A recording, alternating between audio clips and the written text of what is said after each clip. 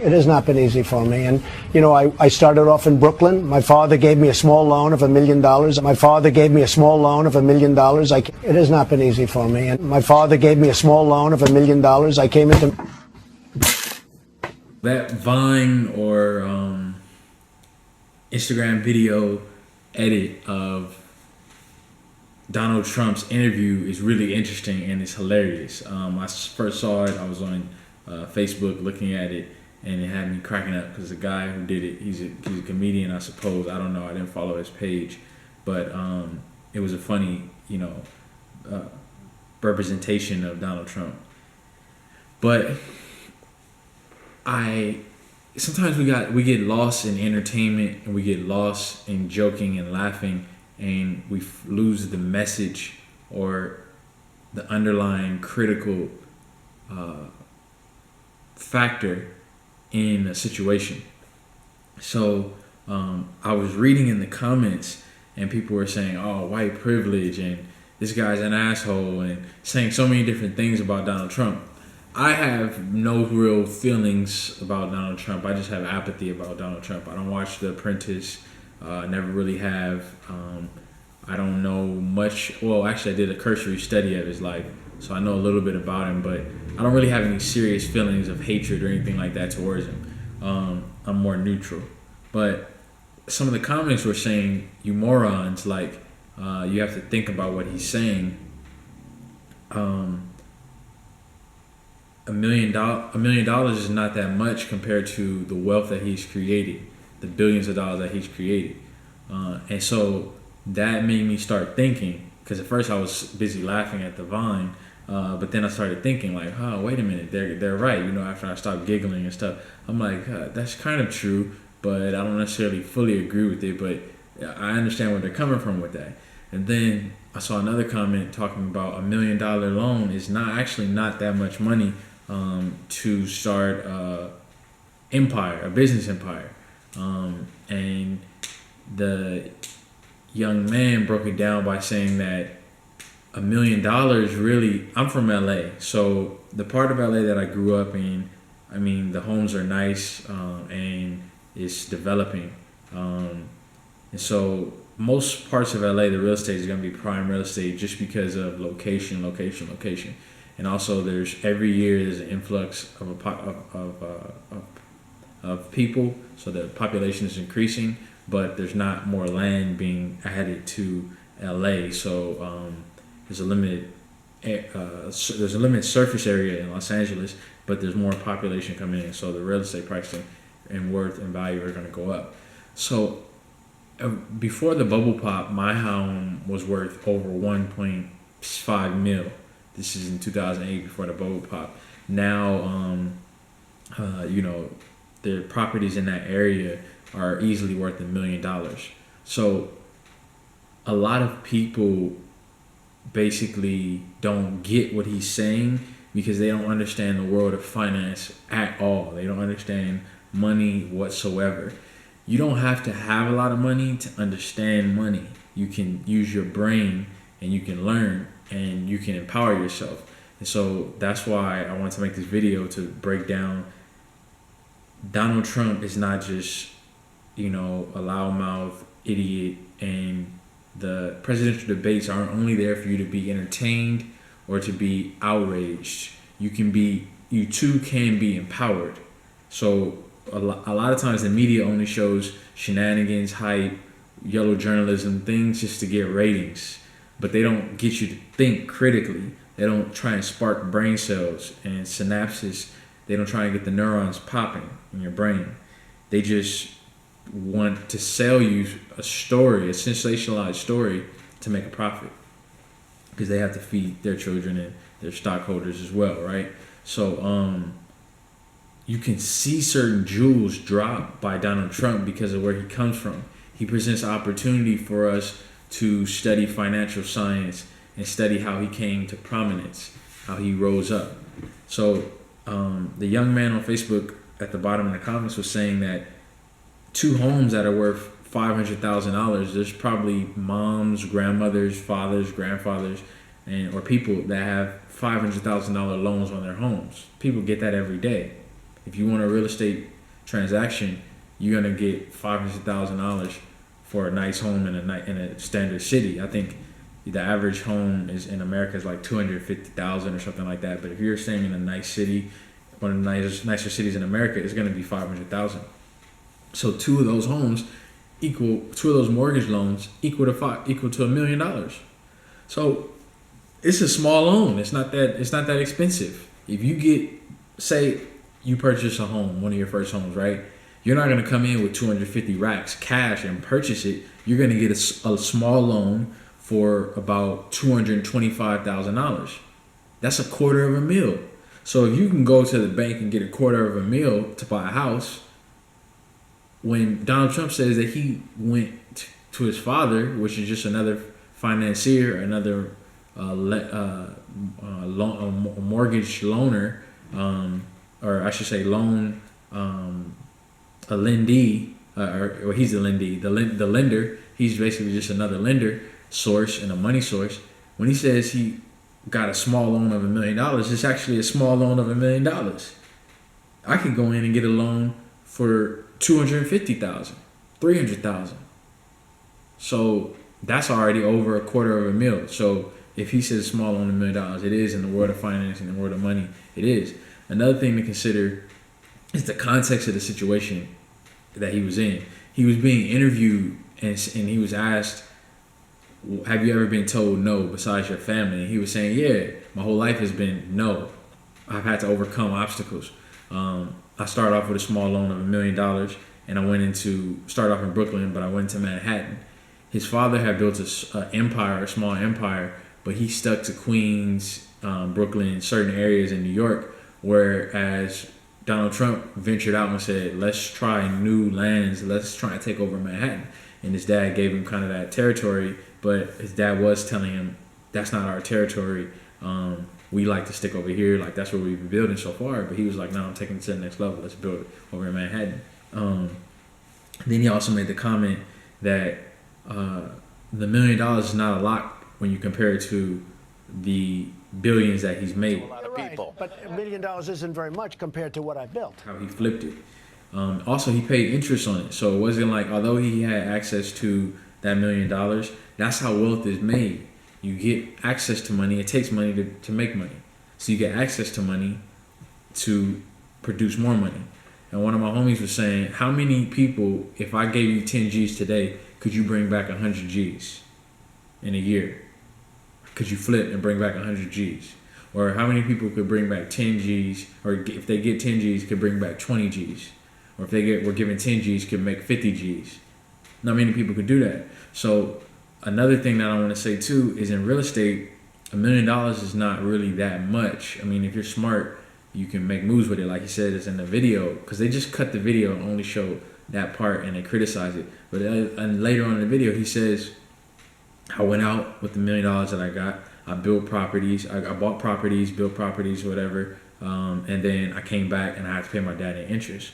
So that's what would happen if you wanted to get a loan at a bank. But instead of purchasing a home to just live in, which is a liability, he went out and bought homes to rent out. He provided shelter and a service to tens of people. I don't want to say hundreds of people. So tens of people. He probably bought enough homes, single family homes or something like that, a couple apartment homes to house 10 people. So now he's creating value for 10 families, and then he's creating wealth for himself, as opposed to somebody saying, hey, let me get $500,000 just to purchase a home for me and my family. He went out and made investments.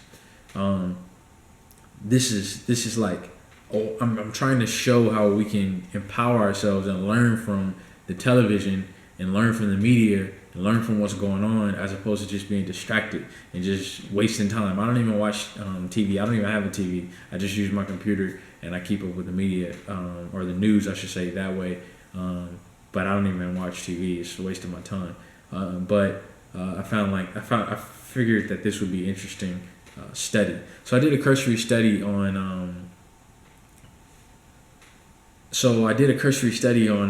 On Donald Trump and his family. A lot of people have a victim mentality. They don't look at themselves from the standpoint of having the same potentialities as anybody else in history, in the future, or in current times, regardless of their background. Because they've been taught by society that they're less than because of their economics, because of their socioeconomic background, and where they're from. But really, you can create just as anybody else can create. You have greatness in you just like anyone else. And so the immediate thing that people try to focus on is that they belittle his achievements because he was privileged, or he was so-called privileged. Yeah, it's true that he could achieve on a certain level because he was privileged, but there's a lot of privileged children that haven't achieved what he's achieved. I'm playing the devil's advocate, but there's a lot of rich kids and heirs that haven't doubled or tripled or quadrupled their family wealth or their father's wealth. How many people can you name that have done that? Where's Bill Gates? Where are Bill Gates' children? Where are Steve Jobs' children? Where's Elon Musk's children? They're young.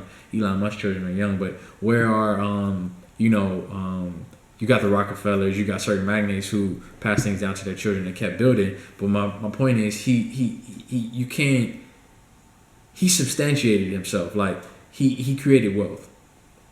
But you can't always play the victim card and say, oh, white privilege, he's just wealthy, this and that. Think critically and see how you can make things to your benefit. So I did a study of Frederick Douglass. I was studying Frederick Douglass, but I was studying Donald Trump, and I came across his father, Frederick Christ Trump. Frederick Christ Trump was the son of immigrants from Germany. He was the one who planted the seed, along with his Donald Trump's mother, to create the empire, the Trump empire. Now, although yes, he was privileged, Donald Trump, because he was born into a wealthy family, his family wasn't always wealthy. His father actually started at the age of 22 building real estate projects, homes, again, providing value for people, creating abundance for other people out in New York. And this was before Donald Trump was even born, but he started with his mother, Elizabeth Trump and Sons Corporation. So they started that corporation or limited liability company, and they began to develop and build homes in the community. And they worked together. The Donald Trump's grandmother, Elizabeth, and who was a German immigrant, and she wasn't particularly wealthy. So a lot of people say, oh, privilege and white privilege and this and that. This woman was an immigrant. Like how your mom is a Mexican immigrant or your dad is a Nigerian immigrant. She was a German immigrant back in the day. And she didn't have the internet. She didn't have all the resources that we have now. So I like to take things from the standpoint of how can I empower myself? No excuses kind of standpoint. Because I'm more privileged. I'm just as privileged as he is, if not more. That's the way I see it. Because I have a brain, I have the access to the divine mind, I have access to the internet, I have a lot of resources. My personal experience gives me a lot of wealth that other people don't have because they didn't experience what I uniquely experienced. I take it from that standpoint. I empower myself, so I invite you to do the same. So now we see that Elizabeth, Trump and Frederick Christ Trump, who is the father of Donald Trump, they came from a so-called humble beginning. They came from, Germany. Now, I don't know their financial status in Germany, but they weren't as wealthy as they were after they created the empire. So, really, you can see what is done in a couple generations. And it gives you the knowledge, and it allows you to realize, hey, maybe it's not just a joke about, oh, he has a small loan of $1 million and he's so privileged and I'll never have access to that, or that's totally out of my sphere and my possibilities. Maybe you too could get a loan of $1 million. Maybe you could get a loan of $50,000. Maybe you could get a loan of $500,000 and flip. Maybe you can get a loan of $50,000 and flip. Maybe wealth isn't an antonym to you. Maybe you're not wealth averse or money averse. Maybe poverty is not inherently connected to you just because of where you're from. Maybe weakness and poverty and lack is not only connected with you because of your skin color or because you've been oppressed in the past. Maybe it's a state of mind, and if you look at things differently, you could see things differently. There's a book that I should have done a video on, books that changed my life, which I eventually will, I promise you. But it's a book called Black Folks Guide to Making Big Money in America. This copy is old. It's from the 80s, late 70s, early 80s. And so it's beat up.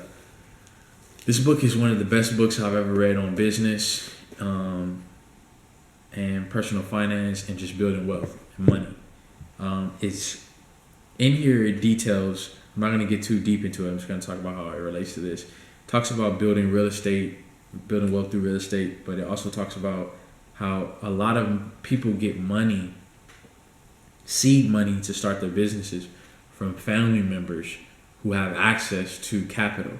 So $1 million was a small loan for Frederick Christ Trump, Donald Trump's father, because his net worth was like a quarter of a billion. His net worth was like 250 mil or 300 mil. So when he gave his son that $1 million loan, that wasn't a lot of his money at all. That wasn't a significant amount.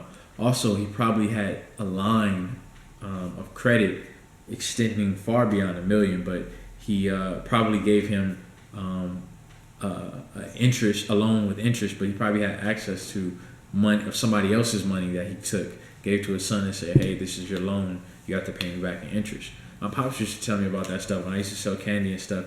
He told me, I used to sell candy, but I was telling him, I have to figure out a way to make money without having to always be selling candy. I mean, I can get in trouble at school. I'm tired of carrying the stuff in my backpack. I'm tired of counting change. Dad, I'm trying to figure out a way where I can make money and not be there, basically. I was always thinking about passive income even when I was little. And I was thinking maybe I could have somebody else sell the candy, but then how can I trust them? If I want to get an employee, how can I trust them? And how can I control them enough to not make them think that they could sell it independently? I don't want them to know the game and just start doing it themselves and take over. So I talked to my dad about getting a little candy ball machine, a little gumball machine or candy machine. And my pop said they were like $300 or $500, something like that. But I didn't have that. So my pop said, I'm going to give you a loan and you could pay me back for the money for the loan once you start selling candy. And that's how it works. So instead of disconnecting yourself from wealth and finances, you should learn about it and realize, hey, I too can live that lifestyle. I too can deal with finance. But in this book, it talks about how basically people who have access to lines of credit or other people's money or just having money in general to loan to people, it has allowed businesses to grow. For example, Jeff Bezos, he's the founder of Amazon. His parents put up 100 racks for his organization, for the inception of Amazon. What's the guy who started Richard Branson, who started Virgin Records? His mother started with 10 G's. John Rogers Jr. He's the founder of Ariel Fund. It's a mutual fund. He runs the largest minority run mutual fund. He's a brother. He started off with his family giving him 10 racks. There's countless stories like this where things started off with people having faith in them and their family having some money lying around or had lines of credit. There's no excuse right now on the planet for not creating wealth. You can create wealth and live in abundance. It's all about your mind state. So yes, Donald Trump created a lot because he had privilege, but you have privilege too. How are you multiplying your privilege? His sons have privilege, and they're not doing the things that he's doing. They're not putting him in their shadow. Donald Trump put his father in his shadow. That is, a lot of people don't do that. A lot of children of magnates don't do that. I don't know anything about him beyond that. I'm not trying to big up him or anything like that. I'm just real recognize real. I'm just recognize the facts. One other thing that was interesting though that I want to throw out there, that Elizabeth Trump and Sons and their organization was found to be discriminatory in terms of practicing redlining tactics and not letting blacks rent out their apartments and keeping them in ghettos and keeping them marginalized and pushing black tenants that were there out of the Trump properties out in New York. So redlining is this dangerous tactic, and it created poverty and ghettos because people who were trying to come up, get into better neighborhoods, they were siloed or forced into the ghetto, and it created economic deprivation, and it was like a cycle of poverty and lack. And it's very hard to get out of a community when your mind state is stuck in that community. Everybody around you has that mind state. So that's one thing that was negative that I found in the history, amongst a lot of other things, of course, like the bankruptcies. But bankruptcy, a lot of times, is a way where people can reconsolidate things and absolve debts, and it's a financial move. Most people don't even understand what bankruptcy means. It's sometimes the best step you can take in your financial life and financial situation. So like basically empower yourself. Be careful about what you watch in the media. Everything is not just a joke. It is fun to laugh. That video is still funny, that first Vine that I showed. But empower yourself and be careful what you disassociate with yourself with. Maybe don't move too swiftly. Don't move too quickly in saying that certain things are out of your reach because of privilege. Don't forget that you're a child of the Most High, and you have the potentialities of a Genghis Khan, of Alexander the Great, of Toussaint Louverture, of Frederick Douglass, of Mansa Musa, of the pharaohs in the Nile Valley and Kemet, of the great ones. Pushkin, Alexander Dumas. You have that potentiality inside of you. So don't just pick up an ideology and philosophy that you read on Tumblr, or that they're teaching you in school, that certain people have privilege that you don't have. Yes, you may have debilitations or people may have advances, but why focus on that? Why not focus on the things that you have that you can use to your advantage and that you can leverage? Your brother, your friend, your dietitian, back again for another installment, breaking down news media, breaking down how you can empower yourself from it. Peace.